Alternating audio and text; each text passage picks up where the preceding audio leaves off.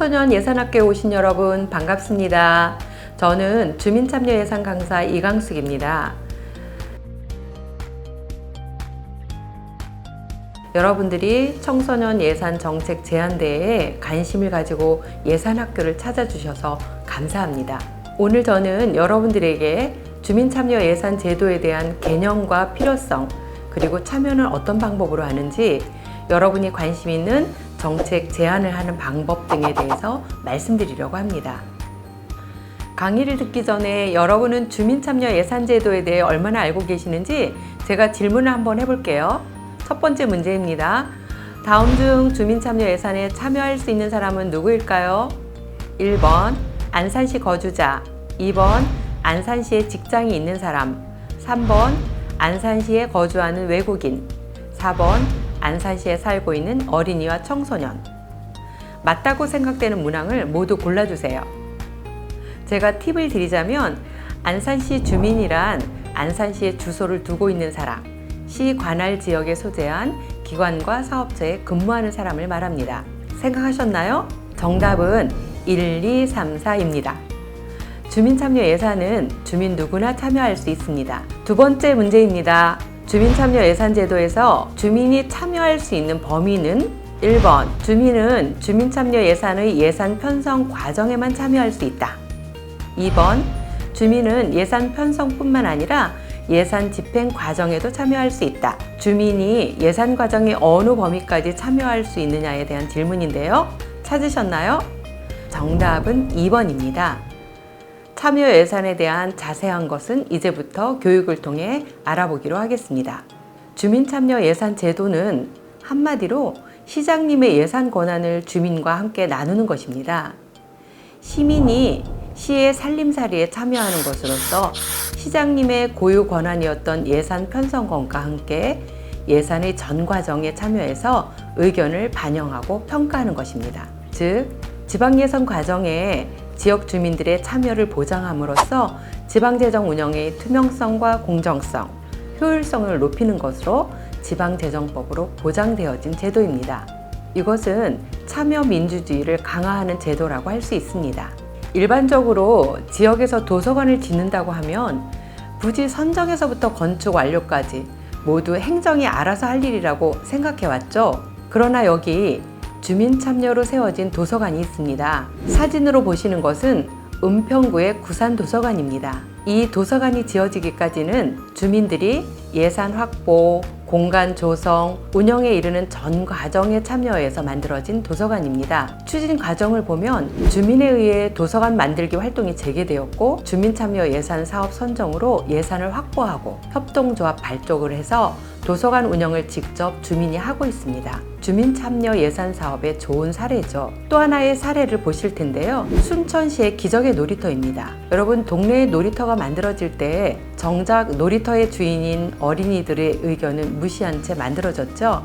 그러나 순천시는 놀이터를 만들면서 모든 과정에 어린이들을 참여시켰습니다. 놀이터 이름에서부터 공간 구성에 이르기까지 아이들의 의견을 반영해서 만들어진 놀이터는 현재 1호 엉뚱발뚱에서 4호 올라올라까지 개장하였습니다. 현재는 170여 개의 지방자치단체에서 벤치마킹을 하였고요. 한국의 놀이터 문화를 바꿨다는 평가를 받고 있습니다. 이처럼 주민참여 예산 제도는 예산을 사용하는 전 과정에서 주민이 참여하는 것이고, 이 주민 참여가 법적으로 보장되어진 제도입니다. 지방 예산의 과정은 예산 편성, 편성안 의회 제출, 의회 의결, 예산 집행, 결산의 단계로 이루어집니다. 주민들은 이 모든 전 과정을 통해서 의견을 낼 수 있습니다. 주민참여 예산 제도가 잘 실행되기 위한 기본 원칙이 있는데요. 첫 번째는 누구나 참여할 수 있도록 운영되어야 한다는 겁니다. 특히 시간이나 장소의 제한으로 참여를 제한받는 일이 없도록 해야 합니다. 개방성을 높여야 다양한 분야의 시민들이 참여할 수 있고 다양한 의견이 제안될 수 있습니다. 두 번째는 투명성입니다. 예산 운영에 관한 모든 정보는 주민들이 언제든지 알 수 있도록 투명하게 공개되어야 하고, 특별히 의사결정 과정도 투명하게 공개되어야 합니다. 세 번째는 권한 부여인데요. 주민이 의견을 제안하고 수기를 통해 우선순위를 결정하고 좋은 예산을 선택할 수 있도록 권한을 부여해야 합니다. 주민참여예산제도가 왜 필요할까? 그 첫 번째 이유는 납세자의 권리입니다. 예산의 주인으로서 국민은 예산에 대해 알 권리, 참여할 권리, 책임을 물을 권리를 가지고 있습니다. 정부의 정책은 예산을 통해 실현되므로 예산 과정에 국민의 의사가 반영되고 국민이 공공 서비스의 수혜자가 아닌 능동적 주체가 되어야 한다는 것입니다. 정부 예산의 계획과 집행 과정에 평등, 인권, 정의, 공동체 발전과 같은 민주주의적 가치가 실현되도록 하여야 합니다. 주민참여 예산을 통해 여러분의 일상생활 속 삶의 질을 높일 수 있도록 의견 수렴과 감시 활동 등의 참여 기회가 확대되고 예산의 책임성이 부여됩니다. 주민참여 예산 제도는 좋은 예산은 늘리고 나쁜 예산은 줄이며 예산 검토, 평가, 감시 활동으로 지방재정의 건전성을 확보할 수 있습니다. 예산을 집행하여 목표를 달성하면 좋은 예산이라 할 수 있고 예산 집행을 하여서 목표를 달성하지 못하면 나쁜 예산이라고 할 수 있습니다. 이는 선심성, 낭비성 예산을 수립한 경우라고 할 수 있기 때문이죠. 참여 예산은 예산을 검토하고 평가하는 활동을 통해서 주민 역량을 강화시킵니다. 최근 주민들이 해마다 수백억 적자를 낸 사업을 추진한 지방자치단체장을 상대로 손해배상 소송을 할 수 있다는 대법원 판결이 나오기도 했습니다.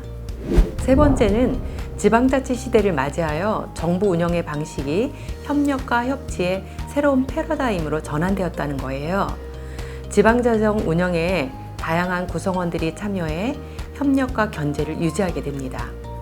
민간 거버넌스를 통해 참여 민주주의가 강화되고 시민들의 자치 역량이 강화되면 지역 문제를 스스로 해결하게 되고 이에 따라 주민의 삶의 질이 향상되면 자연스럽게 민주주의가 실현됩니다. 현재 마을에서는 참여예산 활동과 함께 마을 만들기 활동, 주민자치 활동 등을 통해 주민자치를 실천하고 있습니다.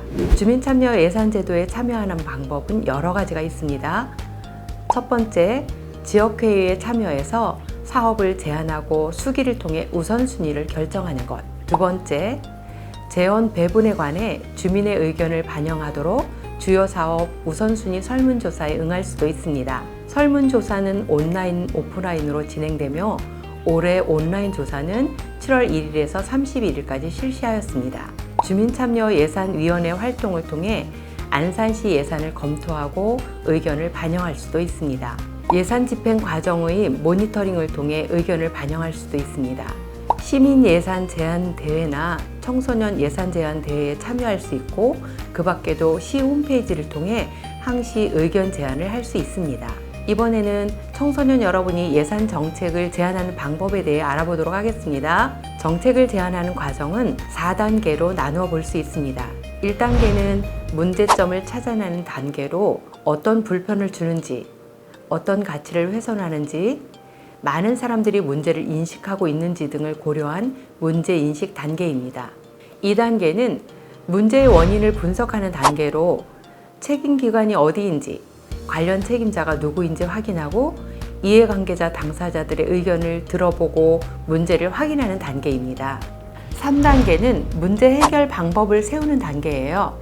문제와 관련된 정책이 있는지 국내의 사례를 찾아보고 전문가와 이해관계자들의 인터뷰를 통해서 방법을 구체해 갑니다. 이 단계에서는 실현 가능한 대안이 되도록 하기 위해 관련 제도나 통계 자료, 연구 자료 등의 조사가 필요합니다.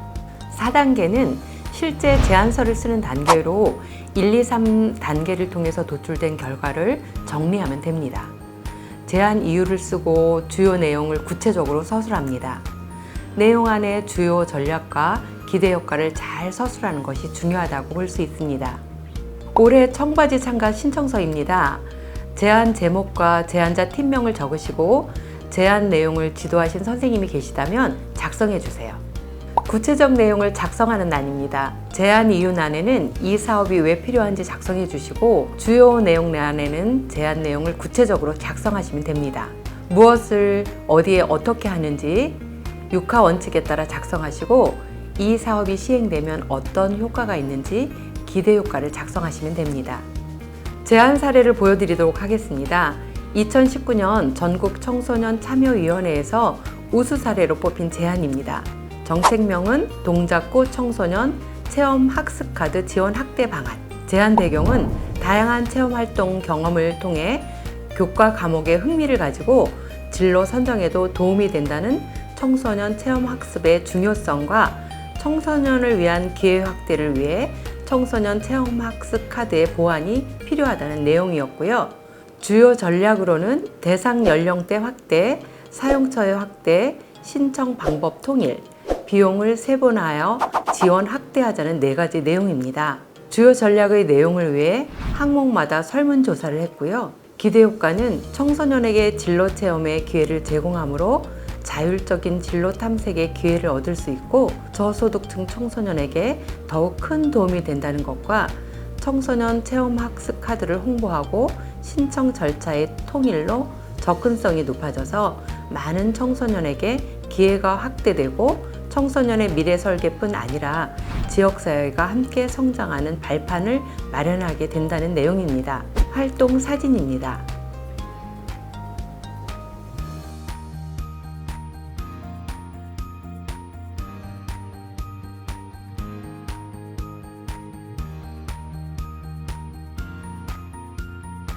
이번 사례는 우리 안산시 사례입니다. 안산 원곡고 신라면 팀이 모두가 찾는 안전한 안산의 첫 마을 만들기라는 예산 정책 제안을 했는데 안산시 참여 예산대회에서 1등을 하고 제7회 청소년 사회참여 발표대회에서 대상을 받은 내용입니다. 오늘 여러분은 예산학교를 온라인으로 진행했지만 그동안은 시청 대회의실에서 모여 교육과 모의 제안, 워크숍을 병행하여 진행하였습니다. 2017년과 2018년 제안대회 사진입니다. 제안팀이 PPT를 사용하여 발표를 했고요. 제안 내용을 전시해서 참여자 현장 투표가 진행되었습니다. 마지막으로 2020년 청소년 예산 제안 대회를 안내해 드리겠습니다. 참가 방법은 청소년 예산학교 동영상을 시청하시고 시청 홈페이지 또는 안산경실련 다음 카페에서 제안서를 내려받아 8월 16일까지 이메일로 제출하시면 됩니다. 올해 청소년 예산 제안 대회는 언택트 방식으로 진행됩니다. 여러분의 많은 참여 부탁드리겠습니다. 감사합니다.